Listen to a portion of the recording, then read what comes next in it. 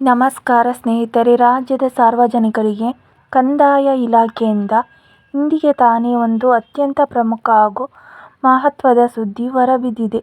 ಹೌದು, ಇಂದಿನಿಂದಲೇ ಅಂದರೆ ಜುಲೈ 16ರಿಂದ ಕರ್ನಾಟಕದಲ್ಲಿ ಶಾಶ್ವತ ನಿವಾಸ ಪ್ರಮಾಣ ಪತ್ರ ಪಡೆಯಲು ಅಧಿಕೃತವಾಗಿ ಅರ್ಜಿ ಸಲ್ಲಿಕೆ ಶುರುವಾಗಿದೆ. ಇದಕ್ಕೆ ಅರ್ಜಿ ಸಲ್ಲಿಸುವುದು ಹೇಗೆ? ಯಾವೆಲ್ಲ ದಾಖಲೆಗಳು ಬೇಕು? ಇಲ್ಲಿದೆ ಕಂಪ್ಲೀಟ್ ಡೀಟೇಲ್ಸ್. ವಿಡಿಯೋ ಮಿಸ್ ಮಾಡದೆ ಕೊನೆ ತನಕ ನೋಡಿ. ಅರ್ಜಿ ಸಲ್ಲಿಕೆ ಎಲ್ಲಿ? ನಾಗರಿಕರು ಆನ್ಲೈನ್ನಲ್ಲಿ ಸೇವಾ ಸಿಂಧು ಪೋರ್ಟಲ್ ಅಥವಾ ಮೊಬೈಲ್ ಆ್ಯಪ್ ಮೂಲಕ ಮತ್ತು ಆಫ್ಲೈನ್ ಮೂಲಕವೂ ಅರ್ಜಿ ಸಲ್ಲಿಸಬಹುದು. ಸಂಪೂರ್ಣ ಉಚಿತ. ಈ ಸೇವೆ ಸಂಪೂರ್ಣ ಉಚಿತವಾಗಿದ್ದು, ಸಾರ್ವಜನಿಕರು ಯಾವುದೇ ಅರ್ಜಿ ಶುಲ್ಕ ನೀಡುವ ಅಗತ್ಯವಿಲ್ಲ. 21 ದಿನಗಳ ಗಡುವು.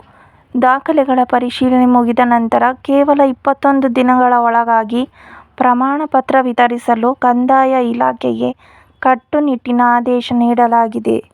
ಸೊ ಸ್ನೇಹಿತರೆ, ನೀವಿನ್ನೂ ಈ ಪ್ರಮಾಣ ಪತ್ರಕ್ಕೆ ಅರ್ಜಿ ಸಲ್ಲಿಸಿಲ್ಲ ಅಂದರೆ ಇಂದೇ ಸೇವಾ ಸಿಂಧು ಪೋರ್ಟಲ್ ಮೂಲಕ ಅರ್ಜಿ ಸಲ್ಲಿಸಿ. ಈ ಉಪಯುಕ್ತ ಮಾಹಿತಿಯನ್ನು ನಿಮ್ಮ ಎಲ್ಲ ಸ್ನೇಹಿತರಿಗೂ ಮತ್ತು ವಾಟ್ಸಪ್ ಗ್ರೂಪ್ಗಳಿಗೂ ಶೇರ್ ಮಾಡಿ.